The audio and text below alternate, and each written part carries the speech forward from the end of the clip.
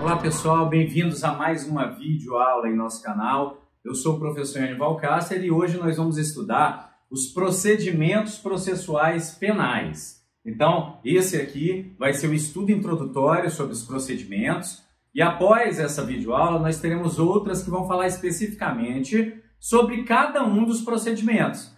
Então, vamos falar aí dos procedimentos comuns e dos procedimentos especiais aqui mesmo em nosso canal. Então, olha só. Primeiro, vamos entender o que é o procedimento.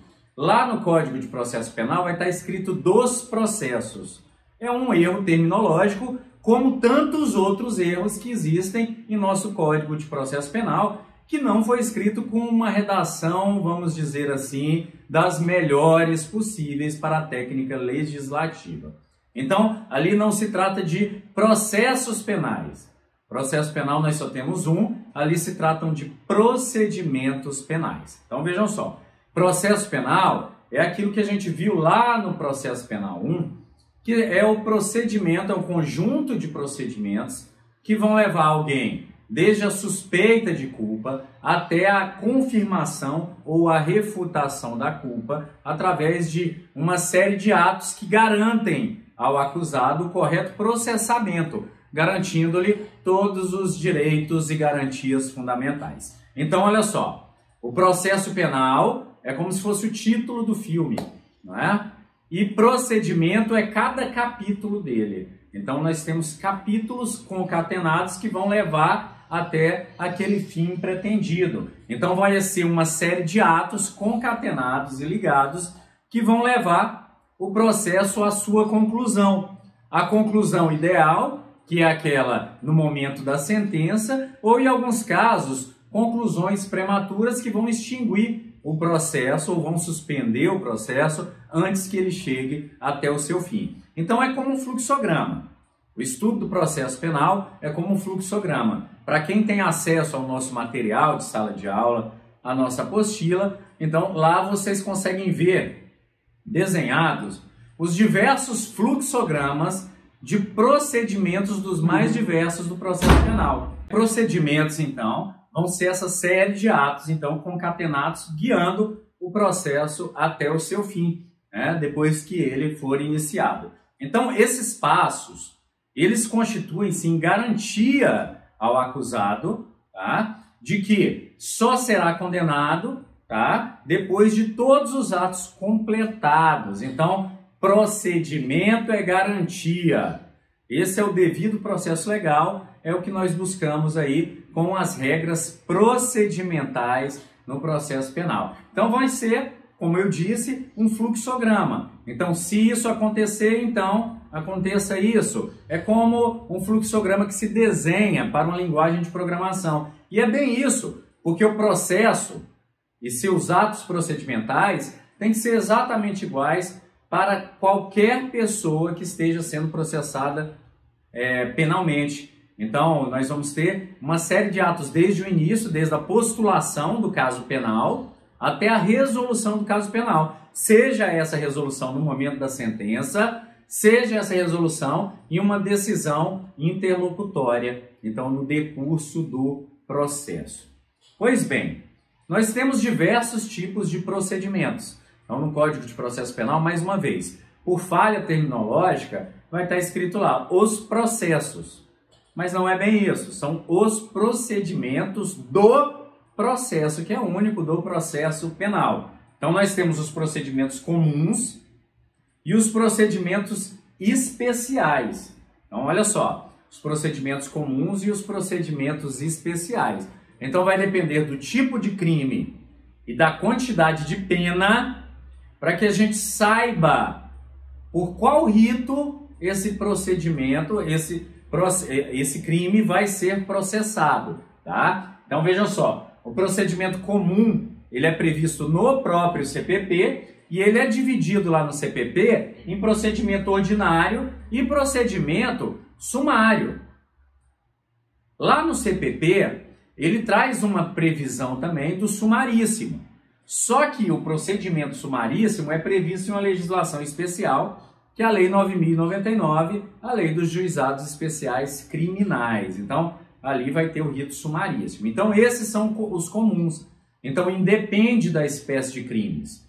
É subsidiário, tá? Porque primeiro nós vamos ver se é especial e segundamente nós vamos verificar, não sendo especial, pela quantidade da pena abstrata, qual tipo de procedimento que vai ser processado aquele caso penal. Procedimentos especiais, então, eles podem ser previstos ou no Código de Processo Penal ou em legislações penais extravagantes. Então, procedimentos especiais, nós vamos ter alguns previstos lá no Código de Processo Penal e outros em legislações penais extravagantes. Então, olha só, o Tribunal do Júri, por exemplo, é um procedimento especial de processamento de alguns crimes, os crimes contra a vida, e ele está previsto no CPP. Já a Lei de Drogas é uma legislação especial também, e o seu procedimento está previsto fora do Código de Processo Penal. Então, há um rito próprio, há um procedimento próprio para a Lei de Drogas. Então, vamos ver ali as regras gerais do processo penal.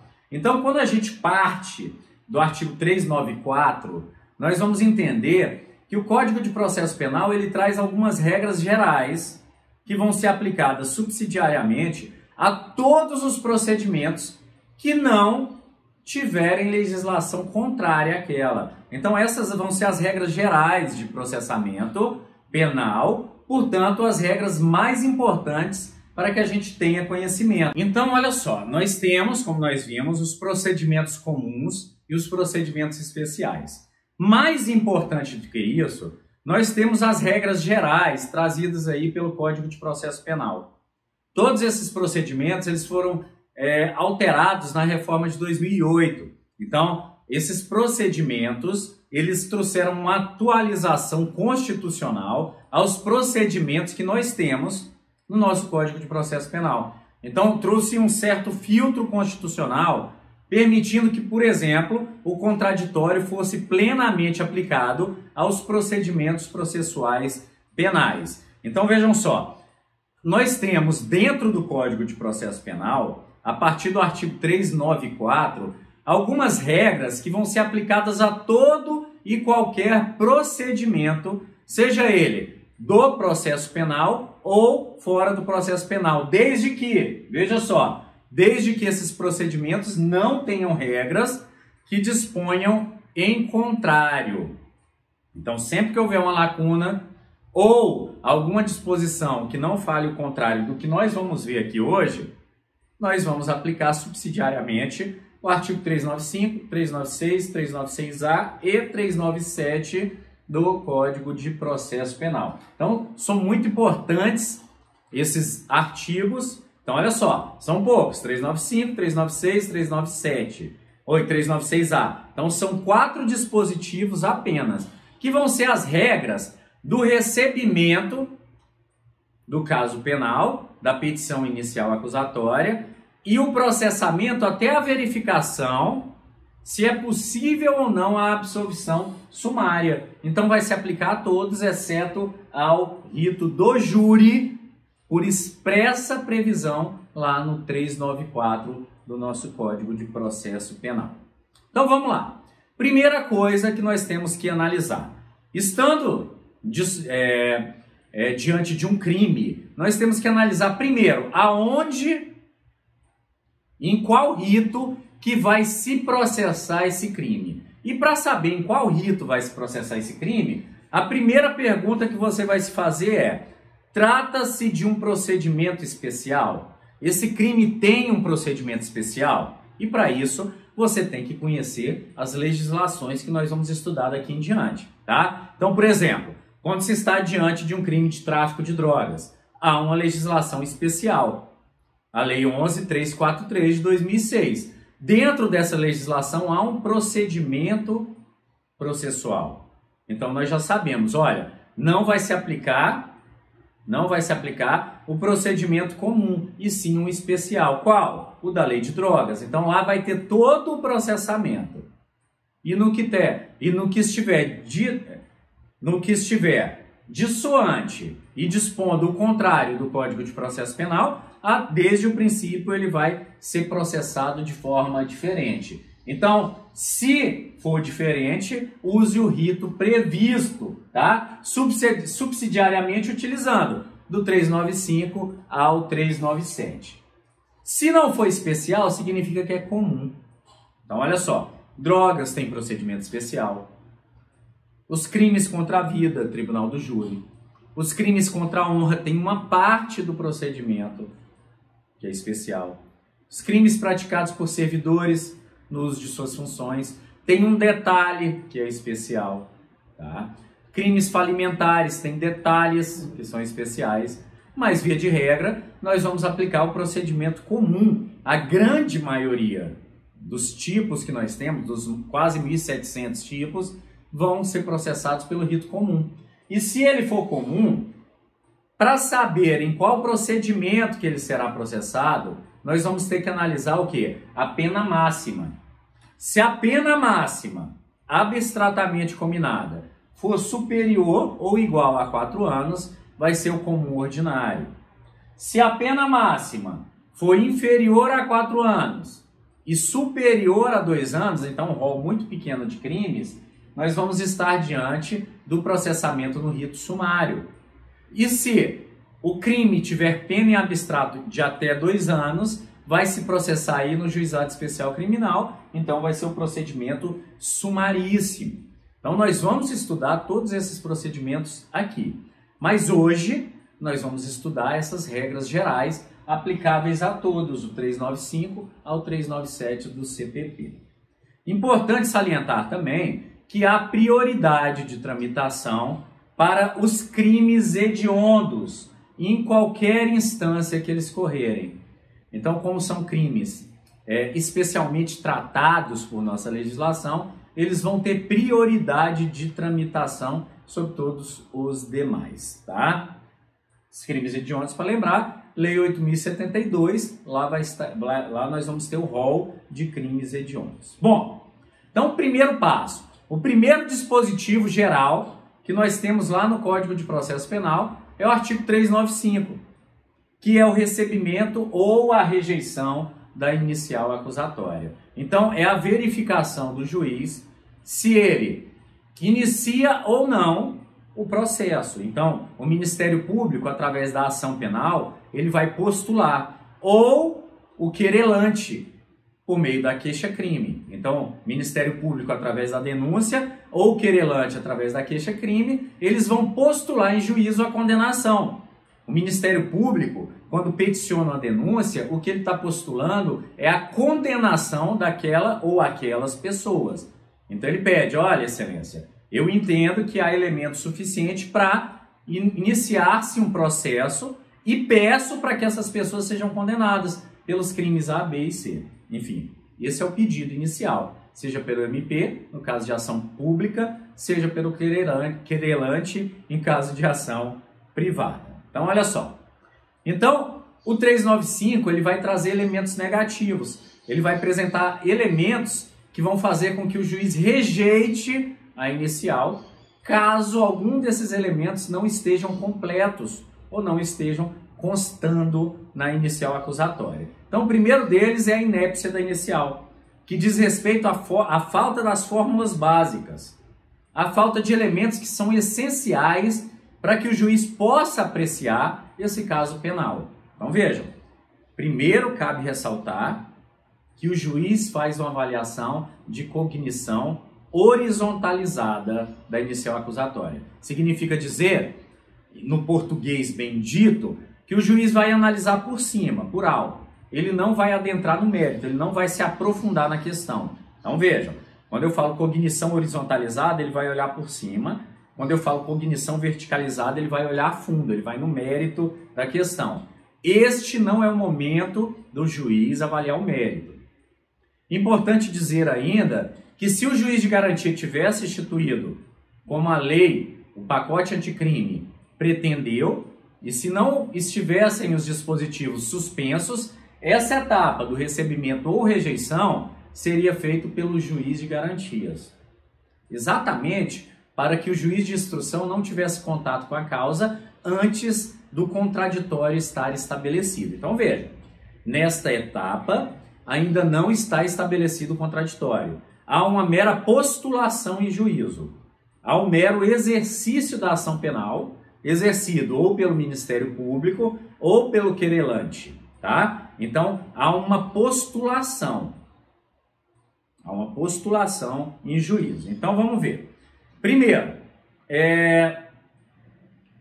o juiz vai analisar uma série de elementos. Então, olha só. O primeiro elemento, como eu falei aqui, que vai causar rejeição é a inépcia da inicial. A inépcia da inicial, como eu falei, é a existência das fórmulas mínimas necessárias para a apreciação da causa. Antes disso, antes de entrar em detalhes sobre a inépcia, eu tenho que entrar em detalhes sobre todo o exercício da ação, porque é importante que saibamos como é feito esse exercício em um estilo de uma revisão do que a gente já viu lá no final do Direito Processual Penal 1. Vamos lá. Então, olha só. Primeiro, para que tenha-se uma causa postulada em juízo, é preciso que haja legitimidade. Então, dentre as análises que o juiz fará da inicial, para verificar se ele recebe ou a rejeita, a primeira é verificar a legitimidade. E olha só, os crimes de ação penal pública vão ser promovidos pelo MP, por meio da denúncia. Essa é a legitimidade geral das ações públicas. Lembrando que é possível a ação penal privada subsidiária da pública no caso de inércia do Ministério Público, tá? Lembrando ainda que, caso de ações condicionadas à representação ou à requisição, vai depender ou da representação ou da requisição, ou do ofendido, ou seus representantes, tá? Ou do ministro da Justiça. Os requisitos aí para a condição da ação, eles vão ser extraídos exatamente do artigo 395. Esses elementos mínimos aí para que o juiz possa dar início ao processo penal. Então veja, por enquanto tem-se o exercício da ação. O juiz entendendo pelo recebimento, tem-se iniciado o processo penal. E aí sim vai ser iniciado o contraditório. Então vamos lá. Essas avaliações das condições de ação, então, como nós estamos falando, elas se dão no momento do artigo 395. Nesse momento em que o juiz faz a apreciação da causa penal. Então, no momento do 395 é feita a apreciação dos requisitos da ação penal. Voltando agora ao que nós começamos, inépcia da inicial acusatória. A ausência daqueles critérios que eu citei para vocês, a ausência dos critérios mínimos da petição inicial acusatória. Olha só, o que é o mínimo da petição inicial acusatória? Seja ela pública, seja ela privada. Olha só, minimamente tem que estar ali exposto o fato criminal que se adeque a um tipo penal incriminador. Então, a narrativa do fato, ela tem que subsumir-se a um tipo penal descrito. Então, se estiver descrito na inicial, meritíssimo senhor juiz de direito, fulano de tal, no dia tal, com arma de fogo e ânimos necandi, disparou contra a vítima tal. Olhando, eu já tenho a descrição de um fato que se adequa a um tipo, homicídio, tá? Então, a descrição de um fato que se adequa a um tipo penal incriminador. Individualização da acusação e dos acusados. Não se pode ter acusações genéricas, tem que estar individualizado. Contra quem é isso? João, que atirou? Beleza, está individualizado. E o pedido condenatório. Então, lá no final, depois de todos os argumentos, peço então a condenação de fulano de tal, as penas do tipo penal do artigo 121, enfim. Ali o pedido de condenação. Isso aqui é o essencial. Nós temos outros elementos possíveis. Rol de testemunhas, provas, tá? Mas esses elementos são secundários, são acidentais. O essencial, sem o qual não pode ser recebida a ação, são esses elementos aqui. Olha só, a inépcia da acusação, ela é sinonímia também de deficiência narrativa. que é sinônimo também de um termo que já foi usado e cobrado até em um concurso, né? Chama-se criptoimputação, é imputação escondida, né? É uma deficiência na formulação que não permita que o juiz, olha só, vislumbre o vínculo entre o fato, o tipo e o autor. O negócio está tão bagunçado que ele não entende. Ele fala, olha, João estava na rua e então André veio e disparou um tiro em José. Denuncia então João pelo crime. Ué, mas peraí, João estava na rua, André que disparou o tiro, o que ele tem a ver com essa história? Essa é a criptoimputação, tá? Então, olha só, inépcia da acusação, ela também pode ser dada por essa acusação genérica, vários delitos imputados a várias pessoas, tá? Então, acusação genérica não pode ser utilizada. Então, olha só, não tem a devida individualização, tá? É diferente aí da acusação geral, que é uma imputação a várias pessoas que concorreram para aquele delito, mas isso vai ter que estar descrito. O que mais que gera inépcia? A rejeição por inépcia. No crime culposo, não haver a indicação da modalidade de culpa. É imperícia, é imprudência, é negligência. E por que houve essa imperícia, imprudência e negligência? Vejam, não é só falar que o crime foi cometido de forma culposa. Peraí, se é culposo, nós temos que ter a descrição de que tipo, tá? Análise, repito, é feita em nível de cognição horizontal, superficial da demanda, até para que o juiz não faça um pré-julgamento. O julgamento vai ser lá no final. Nós estamos em um momento em que ainda não foi estabelecido o contraditório entre as partes, ok? Vamos lá.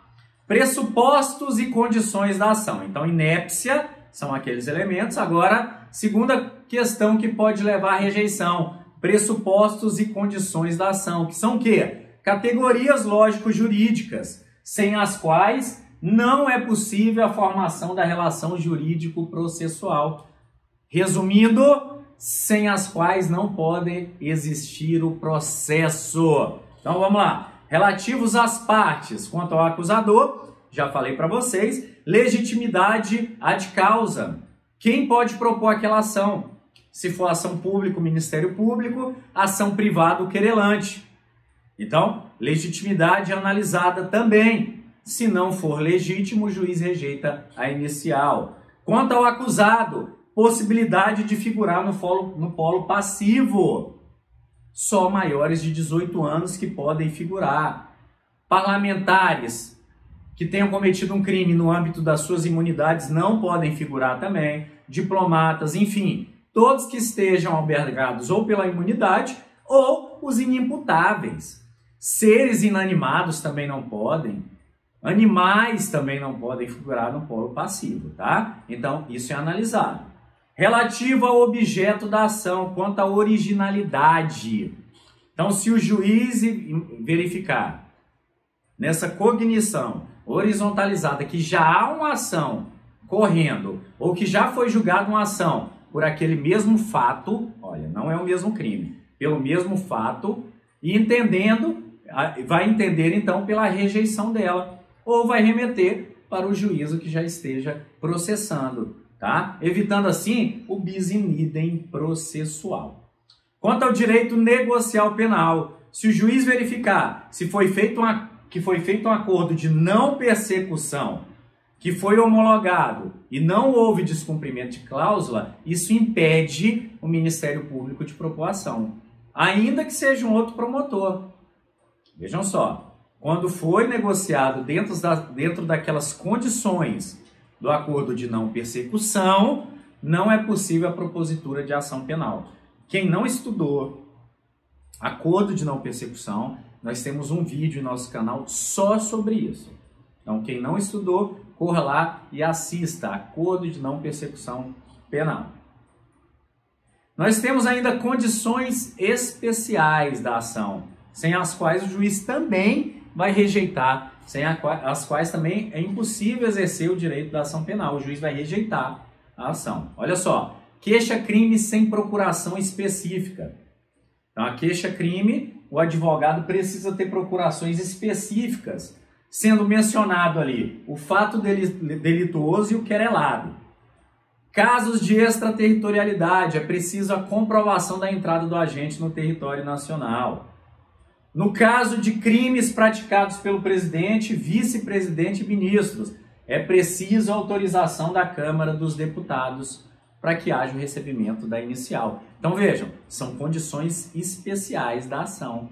Temos mais, o crime do artigo 236 do Código Penal. Então, contrair casamento sendo induzido a erro essencial. Então, olha só, precisa da certidão de anulação do casamento passado em julgado. E crimes falimentares, nós vamos precisar aí da sentença de falência também. Então, todas essas são condições analisadas. Então, nós vimos lá, a primeira, que diz respeito ao conteúdo da inicial acusatória, aquelas fórmulas mínimas. Nós vimos agora a estrutura lógico-jurídica, uma série de elementos que tem que ser verificados. E agora vamos analisar algo que aproxima-se do mérito. Mas veja, só em cognição horizontal. A análise da justa causa. Então, justa causa é o conjunto informativo probatório, tá? Analisado em nível superficial, que demonstre o juiz um caso provável. Caso provável, que há justa causa para aquela pessoa se tornar réu no processo. Que há o fumus comissi delicti. Olha só, o juiz não quer a comprovação do crime, nem pode querer. Isso vem no debate do contraditório. Ele quer que tenha a fumaça de que um crime foi cometido. Então, o fumus comissi delicti não é fumus boni iuris. Aqui, não vigora o indúbio pro réu, viu, gente? Aqui é o contrário. Eles chamam até de indúbio pro societatis. Ou seja, na dúvida, não se rejeita a inicial acusatória. Olha só. O que é analisado em relação, então, à justa causa? Os elementos mínimos de probabilidade, fumus comissi delicti, a verificação da tipicidade material, casos de insignificância o juiz pode rejeitar, e a verificação da tipicidade formal, se o caso narrado é evidentemente típico, se é ou não é típico.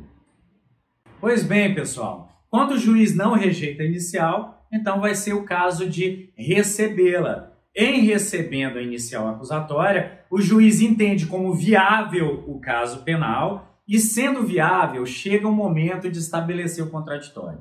Olha só, estabelecimento do contraditório significa, primeiro, dar conhecimento da acusação à parte que está sendo acusada.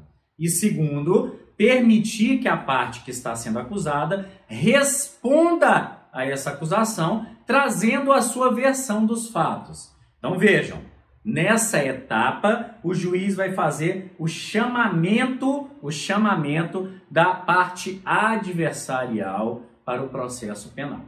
Antes disso, só fazendo parêntese, o recebimento da inicial acusatória é irrecorrível. Então, se o réu achar que está sendo violado em seu direito de ir e vir, ou se está havendo ameaça a esse direito de locomoção, cabe a ele o manejo do habeas corpus. Pelo contrário, se for rejeitada a inicial acusatória, cabe recurso em sentido estrito para a acusação. Então, a acusação pode manejar o recurso em sentido estrito. Então, percebam que não há uma bilateralidade aí nos recursos a serem manejados no caso da inicial acusatória. Então, olha só, citação é o ato de chamamento ao processo, é o ato de imposição, porque não há, nesse caso, escolha, é imposição, tá? Impõe-se ao réu que ele venha ao processo, tá? Mas é a possibilidade que o réu tenha a ciência e possa responder ao caso. Então, ele vai responder à acusação feita contra ele, tá? O prazo, gente, olha só, desculpem, retornando aqui, o prazo para a resposta à acusação é de 10 dias. Olha só, formas de citação, lembrando, nós já estudamos isso semestre passado. Quem não foi meu aluno semestre passado tem aqui no canal, pode procurar no vídeo. Quem foi meu aluno e esqueceu, temos aqui citações e intimações, dá para lembrar, tá? Só lembrando, o réu, sendo citado pessoalmente ou por hora certa, vai abrir-se o prazo de 10 dias para que ele apresente a resposta através de seu advogado. Se ele não o fizer, vai ser nomeado um defensor para ele, um defensor público, para que faça essa resposta à acusação. Se o réu for citado por edital, o processo vai ficar suspenso até que se localize o acusado ou que ele se apresente, né? Ou o seu advogado com procuração se apresente nos autos.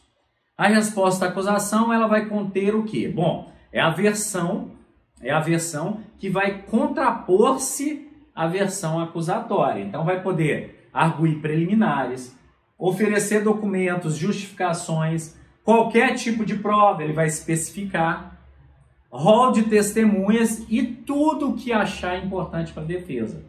Lembrando que talvez não seja o melhor momento para defender-se com a estratégia utilizada lá no final do processo. Então é um momento para quê? Para tentar uma absolvição sumária. Pois bem, falando em absolvição sumária, o que é absolvição sumária?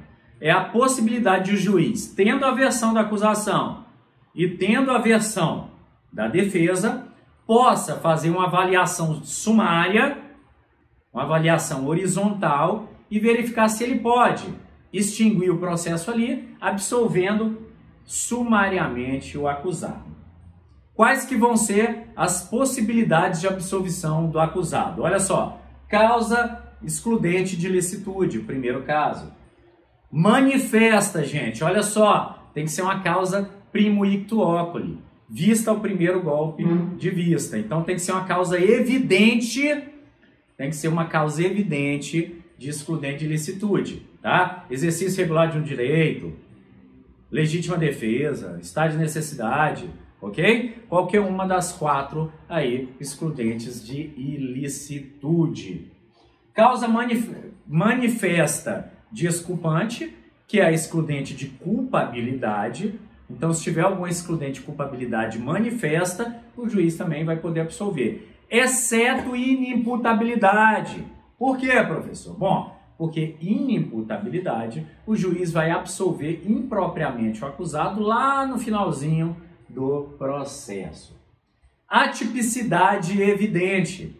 Os casos atípicos, tá, não são da tutela penal, o juiz vai fazer essa absolvição. Então, por crime, ele não vai ser condenado, tá? Ele pode até responder por um ilícito civil, eventualmente uma outra questão na seara administrativa ou civil. Penal, não. E, por fim, extinção da punibilidade do agente, que não é bem, gente, uma absolvição sumária. Não é bem uma absolvição sumária. Trata-se de uma decisão interlocutória mista terminativa. Não se trata, no caso, aí, de uma absolvição. Por quê? Porque não absolve, porque não entra no mérito, não fala que ele não cometeu, não fala que não foi aquele fato um crime, tá? Só fala que o Estado perdeu o dever de punir e o direito de punir. Beleza, pessoal? Olha só, recorribilidade da absolvição sumária existe, é a mesma recorribilidade que há na sentença final, é através de apelação, tá? Então é recorrível a absolvição sumária. Pois bem, pessoal, aqui nós encerramos a nossa pequena aula aqui, que vai tratar sobre uma introdução aos procedimentos processuais penais. Nas próximas aulas, nós vamos estudar os procedimentos em si. Vamos começar pelos procedimentos previstos, os procedimentos comuns do Código de Processo Penal, o rito comum ordinário e o rito comum sumário. Ok? Espero vocês semana que vem com mais esse vídeo sobre procedimentos penais. Nos vemos lá.